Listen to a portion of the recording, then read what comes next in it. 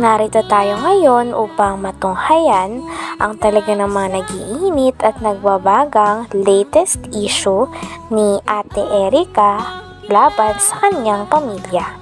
Sa pagpapatuloy nga ng ating istorya ay sinasabi naman ni Lolo Miguel na talagang walang katotohanan daw ang mga pinagsasabi ng mga tao na kakampi ni Ate Erica.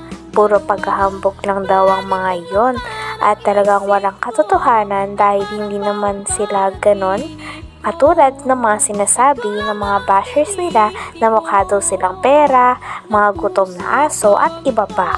Kaya naman galit na galit si Lolo Miguel at wala na nga talaga siya sigurong pakialam at hangarin na magkaayos pa sila ni Erica. Tingnan natin. Ganun mo daw para mapagyan natin yung sinasabi nila. So maganda rin yung malaman natin lahat ang pangyayari po. Nandito kami, ating kalinga, para malaman natin ang buong katotohanan bakit umantong sa ganito na salip na magkaisa yung apo at lolo parang hindi magandang nangyayari. Ano niyo po ang pera kung sira naman ang relasyon sa magulo. Ito ang pinakamayaman sa buong mundo. Kung sira naman ang relasyon, wala din silbi po yun. Ang malaga po yung magandang samahan. So, yung mga sinabi pa nila, hindi totoo pala. Naghahambog lang. Sinungaling. Sa din yung Initoris niya, butog yun? Si Initoris. Hindi sila niyang... Inilahad pa nga ng tita ni Ate Erica na napakarami daw bagay ang binili ni Sir Jun A. unang negosyanteng mayaman para kay Ate Erica at sa kanyang mga pamilya. Binilan nga siya nito ng lote, ng bahay, pati na rin ng NMAX at tricycle. Ayon naman kay Lolo Miguel ay sinabi daw ni Sir Jun A na ang tricycle na yon ay pang pamilya. Ngunit ang nangyari ay kinuha daw ito ng ate ni Erica na si Sheila May kasama ang kanyang asawa. At hindi nga din ito nagagamit ng buong pamilya ni Ate Erica dahil ang mga pinamigay at tinulong ni Sir Jun A para kay Ate Erica ay talagang tinatago ng ate niya na si Sheila May. Kaya naalam mo, ibinubog daw. Meron na palang motor si Erica, Max. Oo, meron. Anong pala yung motor niya? Murang iya pa. Mabuti, may lisensya naman yun. Kinunan yun nila si Likuanig dun Ang lisensya, Lisensya sila. talagang Si Arnie. mahal na mahal ni yung mahal na mahal ni John Lee, ano? Nakuha sa Naga. Tapos sa may loto sa dait. May luto sila. Wow, grabe, congratulations. Tapos may bahay pang maganda. Walang masamang tumulong. Meron lang kasi nagpaabot ng reklamo sa atin. Itong si Lolo Mig saka Dili. Kita po niya yan. Bakit yung gano'n ang nangyari? May ilang square meter yun. Awan ko po. Hindi man po nagkakaman doon. Basta alaman ko lang na talagang sila. So yung bahay dito, malaki din. Malaki din. Yung ang buka nun ay 22 yata. Ang katahap. May pruweba nga ang tita ni Ate Erica na sinasabihan silang mga gutom na aso ng mga tao na kakampi ni Ate Erica. Kaya naman pinakita ng tita ni Ate Erica ang chat na ito sa kanila. Dahil dito ay mas lalo pa nga nagagalit si Lolo Miguel kay Ate Erica pati na rin sa kanyang ate at sa mga tao na kumakampi pa dito dahil sila na nga daw ang iniwan at talagang hindi nirespeto dahil umalis daw ang dalawa sa bahay nila nang walang paalam at hindi na nga sila binibisita pagkatapos nilang palakihin ng mga ito at paaralin. Ngunit in return nga ay walang natatanggap na tulong sila Tatay Miguel galing kila Ate Erica tulad ng mga pinapakalat nila na nagsusustento pa daw sila Ate Erica. So yung bahay dito malaki din? Malaki din. Yung ang buka nun ay 22 yata. Ang haba, 24, 22. Ano yun? Second floor? Yung kalahati. Ako ang nagbuka nun. Dahil ko bakilid yung lukuan. Kalahati ang second floor. Dahil ko itong kalahati, Ayan po. nabuhusan ko. Ayan na. So, Empress, let the dogs bark. The lion is still king. Is still the king. Gutom na ang mga asong ligaw at batugan. Ano ngayon kung may pera? Kami, di naman sa inyo. Iyon. Meron pa po dyan. Mga nagpaparinig kayo ha?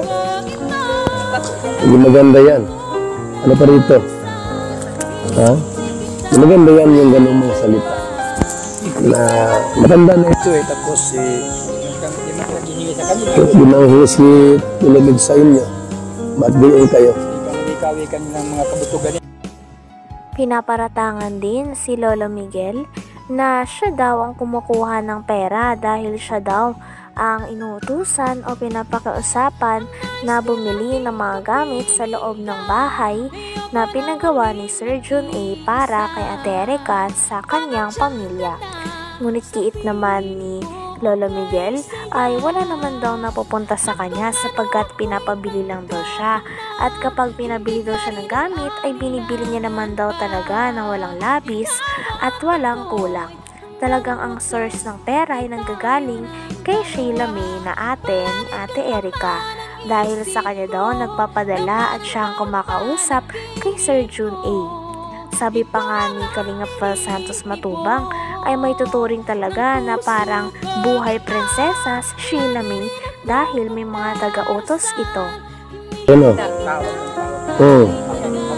Parang kinukumbinsin mo si Papa na Susunod ito, Teresita. ano din po sa ilaber po din yun. Dami po niya. Oo. Okay, nag-video call sa Tatay Miguel, second 3 minutes. Gusto siguro na matanda, makausap talaga ako. 3 times siya nag-attempt to call me. Mga kumukuha lang po sila ng mga ano sa amin. Okay. So, itago nyo ito ha, para evidence natin to. Dami po nasa kapatid ko pa po yung namatik sa amin na scammer ko. Anong klaseng pamilya, pati gulo sa pamilya, ginulat-lat sa social media. At ano pang gulo, ingitan ba mga yan? Iringan sa pamilya, lalo pag problema sa kwarta, o pera, kayo na lang at sa inyo na lang yan maraming makikisaw-saw. Siguristang okay. Talagang hindi nga dito pabor si Kalingap Val Santos Matubang at ayon na ayon niya daw ang mga post at pagpaparinig tungkol sa pamilya ni Ate Erica dahil parang below the belt na nga ang mga pinagsasabi ng mga ito at talagang mas larang nasasaktan ang lolo at lola pati na rin ang buong pamilya ni Ate Erica sa mga naririnig nila. Talagang hindi nga daw ito maganda lalo na para sabihan nila ang mga tao at pamilya na nagpalaki o nag-aruga kay Ate Erica at sa kanyang ate nung bata pa sila. Kita. Mga ilaber din po yan. Ano rin po nila. Mga grupo po.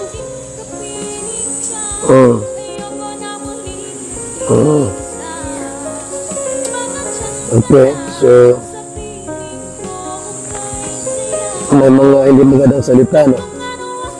Hindi naman ko po ini-erase. Para po may patunay po ako na talagang kaya po ako nag-video dahil nasasaktan din po ako sa sinasabi nila.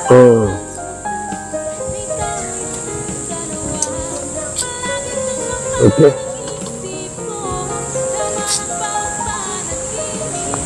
Ang ano po, sa lang sigaw at reklamo, hindi daw karapatan ni Erica na kayo itulungan bilang lulo.